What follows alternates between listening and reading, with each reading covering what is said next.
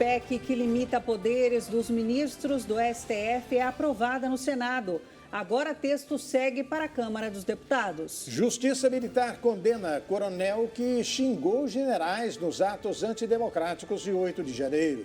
Depois de convidar Jair Bolsonaro, o novo presidente da Argentina, Javier Milei, diz que Lula será bem-vindo na cerimônia de posse, caso aceite o convite. Morre aos 94 anos Rubens Minelli, um dos grandes técnicos do futebol brasileiro.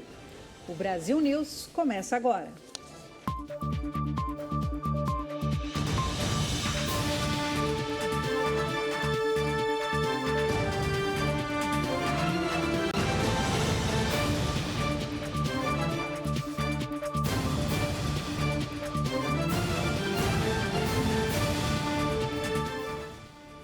O Senado aprovou a PEC que limita poderes do Supremo Tribunal Federal. Foram 52 votos favoráveis e 18 contrários. Agora o texto segue para a Câmara dos Deputados. O Senado aprovou na noite desta quarta-feira a PEC, proposta de emenda à Constituição, que limita as decisões individuais de ministros do Supremo Tribunal Federal após uma ofensiva encampada pelo presidente da Casa, Rodrigo Pacheco.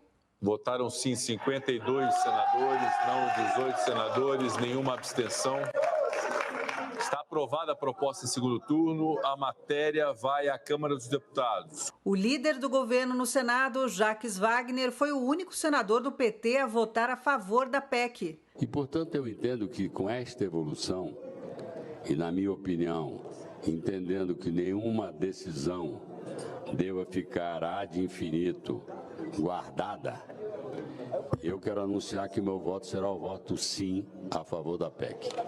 A PEC define que as chamadas decisões monocráticas não podem suspender a eficácia de uma lei ou norma de repercussão geral aprovada pelo Congresso e sancionada pelo presidente da República.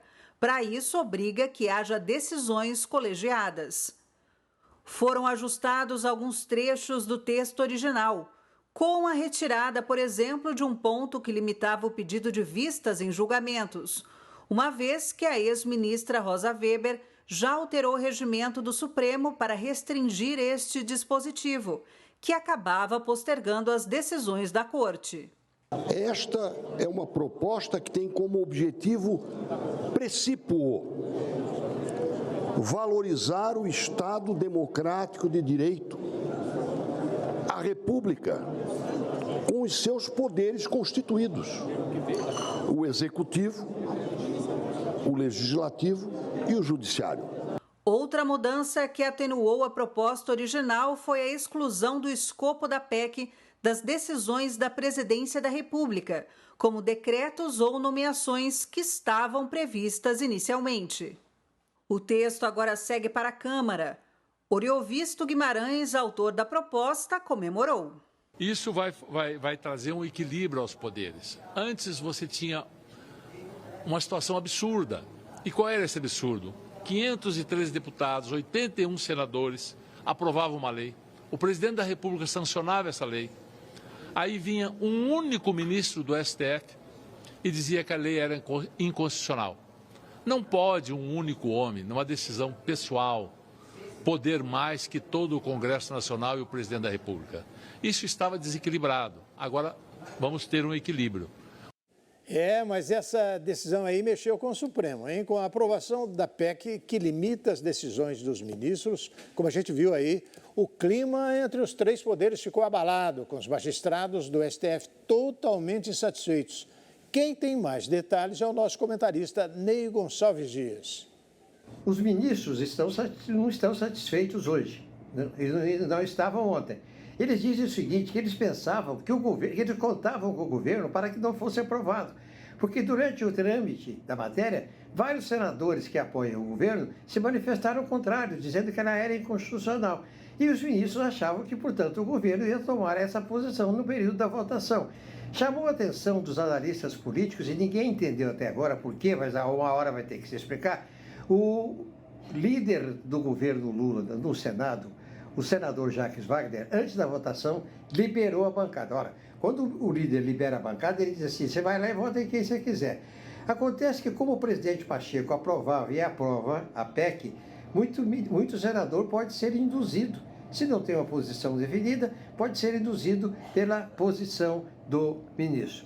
Pois bem,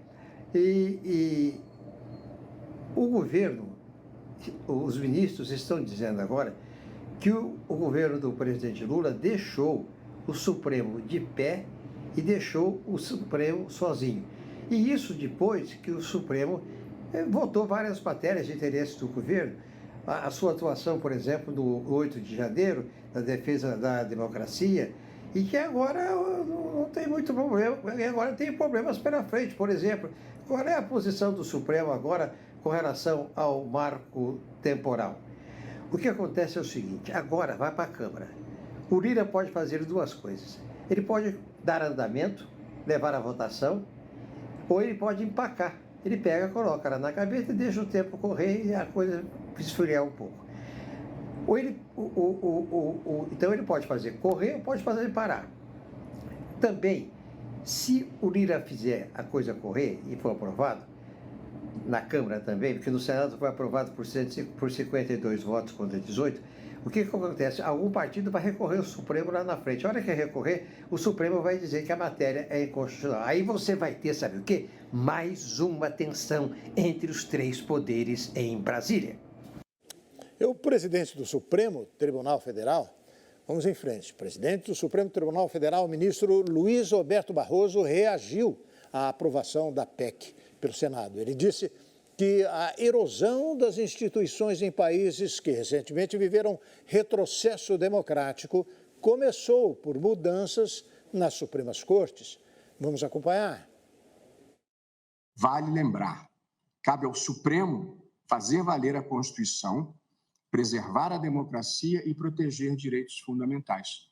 A pergunta a se fazer é a seguinte: esses objetivos foram alcançados? A resposta é definitivamente sim. Isso significa que o Supremo Tribunal Federal cumpriu o seu papel e serviu bem ao país.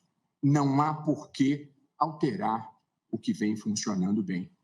E cumpre lembrar, em todos os países que recentemente viveram o retrocesso democrático, a erosão das instituições começou por mudanças nas Supremas Cortes. Os antecedentes não são bons. Nas últimas semanas, integrantes do Ministério dos Povos Indígenas e da bancada indígena não mediram esforços para convencer deputados e senadores a votarem de forma favorável aos vetos do presidente Lula sobre o marco temporal. Por considerarem que já há uma vitória na bancada ruralista, os trabalhos foram mais concentrados no Senado Federal. Dessa forma, para derrubar o veto, é preciso que a bancada ruralista consiga pelo menos 257 votos dos deputados federais e 41 votos dos senadores. Na Câmara dos Deputados, o projeto de lei teve 283 votos favoráveis em plenário. Sendo assim, nesta casa, a maioria absoluta representa 257 votos de deputados federais. Portanto, o número de votos favoráveis obtidos de uma quantia menor comparado à maioria do Congresso, ou seja, 256 deputados, há, portanto, 27 votos para alterar, ou seja, para a ausência na sessão conjunta ou para posicionamento pela manutenção dos vetos. Esse seria o cenário mais improvável, tendo em vista a maior consolidação da frente parlamentar de apoio à agropecuária na Câmara. No entanto, no Senado, o projeto de lei conseguiu 43 votos a favor durante a sessão plenária. No Senado, a maioria absoluta é de 41 votos. Neste caso, o número de votos favoráveis é menor quando comparado à maioria da Casa, sendo 40 senadores. Há, portanto, 3 votos necessários de alteração para ausência na sessão conjunta ou posicionamento pela manutenção dos vetos. 2 dias após a morte de Clériston Pereira da Cunha, o ministro Alexandre de Moraes, relator das ações penais relativas aos atos do 8 de janeiro, concedeu a liberdade provisória a 4 réus que já tinham parecer favorável da Procuradoria-Geral da República para deixar a prisão. A deputada federal Carla Zambelli disse que a morte de Clériston Pereira da Cunha, de 46 anos, é responsabilidade do ministro Alexandre de Moraes, relator do caso. Ela declarou também que a oposição estaria fazendo um pedido de impeachment. A gente já começou a redigir um pedido de impeachment encabeçado pelo Marcel Van Hatten, a equipe dele é quem está redigindo, com base nessa irresponsabilidade, porque Clesão, desde o dia 11 de janeiro, tinha um pedido médico já dizendo que ele não tinha condições de ficar preso pela saúde dele. Dia 1º de setembro, a PGR já se pronunciou a favor da soltura e, infelizmente, ele veio a falecer sem qualquer decisão do Supremo Tribunal Federal. O pedido da Procuradoria-Geral da República de liberdade provisória estava com a análise pendente por Moraes. Carla Zambelli estava na manifestação que aconteceu na tarde de ontem, em frente ao Supremo Tribunal Federal, contra as prisões e por explicações pela morte de Clériston, quando os 4 réus tiveram a liberdade provisória concedida por Alexandre de Moraes. Estes também fazem parte do grupo de investigados que teve parecer favorável à liberdade provisória da PGR. Algumas medidas foram determinadas, como o uso de tornozeleira eletrônica, cancelamento de passaportes e proibição de utilização de redes sociais. A Justiça Militar condenou o coronel que ofendeu generais do Exército e do alto comando da instituição durante os atos antidemocráticos de 8 de janeiro em Brasília. Logo após os atos antidemocráticos de 8 de janeiro, o coronel da reserva do Exército, Adriano Camargo Testoni, foi exonerado do Hospital das Forças Armadas em Brasília. A decisão foi publicada no Diário Oficial da União em 10 de janeiro.